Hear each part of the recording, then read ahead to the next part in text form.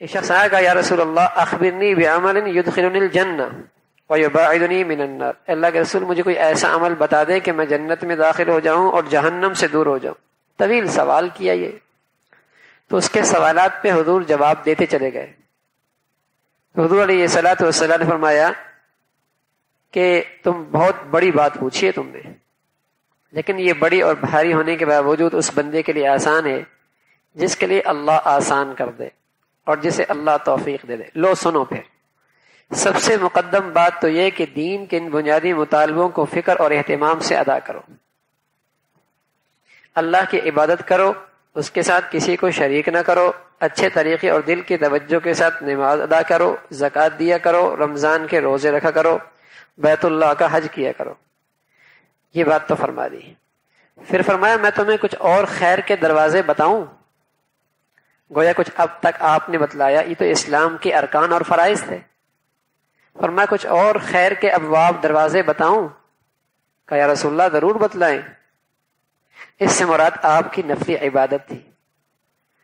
تو حضور علیہ الصلوۃ والسلام نے فرمایا پھر گناہ، پھر روزہ، یہ ایک ڈھال ہے دوزخ کی آگ سے، اور صدقہ گناہ سے پیدا ہونے والی آگ کو اس طرح بجھا دیتا ہے جس طرح پانی آگ کو بجھا دیتا ہے، اور رات کے درمیانی حصے کی نماز یعنی نماز تہجد کا بھی یہی حال ہے۔ اس کے بعد آپ علیہ الصلوۃ والسلام نے سورہ سجدہ کی آیت تلاوت فرمائی تتجافى جنوبهم عن المضاجع يدعون ربهم خوفا وطمعا ومما رزقناهم ينفقون۔ کچھ اللہ کے پیارے جن کے راتوں کی تاریک تنہائیوں میں ان کے پہلو بستروں سے الگ رہتے ہیں اور اپنے رب کو پکارتے ہیں امید اور خوف کے ساتھ، اور جو اللہ نے انہیں دیا اس میں سے خرچ کرتے ہیں۔ پھر اللہ کہتا ہے فَلَا تَعْلَمُ نَفْسٌ مَّا أُخْفِيَ لَهُم مِّن قُرَّةِ أَعْيُنٍ، اس کے پتہ کوئی نہیں اسے کہ اللہ نے اس کی آنکھوں کی ٹھنڈک کے لیے کیا کچھ تیار کر رکھا ہے۔ تو یوں آپ نے خیر کے دروازوں میں تہجد کی ترغیب دی۔ پھر آپ نے فرمایا کیا تمہیں معاملے کا یعنی دین کا سر اور اس کا عمود یعنی ستون اور اس کی بلند چوٹی بتاؤں؟ پھر کہا آپ نے کہ میں تمہیں سارے دین کی بنیاد، سر، اور جسے کہیں کہ اس کا ستون اور اس کی بلند چوٹی بتاؤں؟ حضرت معاذ رضی اللہ عنہ کہنے لگے میں نے عرض کی حضرت ضرور بتائیں۔ آپ نے فرمایا دین کا سر یا سرا اسلام ہے۔ اعضاء سب ٹھیک ہیں، معاملات بھی ٹھیک، معاشرت بھی ٹھیک، لیکن کسی آدمی کے ہاتھ بھی ٹھیک، پاؤں بھی ٹھیک، سب ٹھیک، لیکن سر نہ ہو تو؟ اسی طرح حضور فرما رہا ہے کسی آدمی کا سب ٹھیک، اخلاق ٹھیک، معاملات ٹھیک، سب ٹھیک، لیکن اسلام ہی نہیں ہے۔ اس لیے آج کہتے ہیں نا وہ ہم سے اچھے ہیں۔ ارے میاں، ایک آدمی کا سر نہ ہو اور ایک آدمی کا ہاتھ پاؤں تو ٹوٹے لیکن سر تو ہو، تو کون اچھا ہے اس میں؟ ظاہر ہے سر والا اچھا ہے نا۔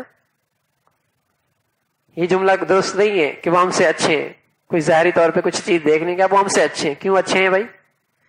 میرا نبی کہہ رہے ہیں ساری اچھائیوں کی بنیاد اور سر وہ اسلام ہے۔ اگر مسلمان ہے تو سب اعضاء بھی ٹھیک کام آئیں گے، ٹانگیں بھی کام آئیں گی، ہاتھ بھی کام آئیں گے، اخلاق بھی کام آئیں گے، معاشرت بھی کام آئے گی۔ فرمایا سر کیا ہے دین کا؟ وہ اسلام ہے کہ لا الہ الا اللہ محمد رسول اللہ، صاحب ایمان ہو۔ اور فرمایا اس کا عمود ستون کیا ہے؟ اس کے بغیر عمارت نہیں کھڑی ہوتی، وہ نماز ہے۔ اور پھر فرمایا اس کی بلند چوٹی بتاؤں؟ تو فرمایا اس کی بلند چوٹی جہاد ہے۔ اس میں کیا شک ہے کہ اسلام کی رفعت اور عظمت کا تعلق جہاد سے۔ حضرت معاذ کہتے ہیں حضور علیہ الصلوۃ والسلام نے فرمایا کہ میں تمہیں ان سب کا مدار بتاؤں کہ جن کے بغیر یہ سب ہیج اور بے وزن ہے۔ اللہ جو میں بات بتانا چاہ رہا ہوں اس کے لیے حدیث پڑھی۔ آپ نے فرمایا نماز، روزہ، زکوٰۃ، نفل، تہجد، صدقات، خیرات، سب کچھ، ان سب کی مدار بتاؤں جس کے بغیر یہ سب ہیج ہیں، بے وزن ہیں، بے نور ہیں؟ تو حضور علیہ الصلوۃ والسلام سے معاذ نے عرض کیا یا رسول اللہ ضرور بتلائیے۔ آپ نے اپنی زبان پکڑی اور فرمایا اس کو روکو، یعنی اپنی زبان کو قابو میں رکھو، یہ چلنے میں بے باک اور بے احتیاط نہ ہو۔ حضرت معاذ کہتے ہیں میں نے عرض کی حضرت ہم جو بات کرتے ہیں کیا ان پر بھی ہماری پکڑ ہوگی؟ آپ نے فرمایا اے معاذ تجھے تیری ماں روئے، عربی زبان کے اندر یہ پیار کا ایک جملہ ہے، آدمیوں کو دوزخ میں ان کے منہ کے بل یا فرمایا ان کے ناکوں کے بل زیادہ تر ان کی زبانوں کی بے باکانہ باتیں ہی ڈالیں گی. زبان کا غلط استعمال اور اس کی بے احتیاطی اور بے باکانہ اس کا استعمال یہی آدمی کو جہنم میں اوندا منہ ڈالے گی. تو یہاں حضور علیہ الصلوۃ والسلام نے ساری نیکیوں کی ایک فہرست بتلائی، ساری نیکیوں کی جو زندگی کے اسے کہیں کہ تمام شعبوں سے، عبادت کے تمام شعبوں سے تعلق رکھتی ہے، لیکن ساتھ فرمایا کہ اس کے بغیر، زبان کے قابو کے کیے بغیر یہ سب بے وزن ہیں، بے نور ہیں.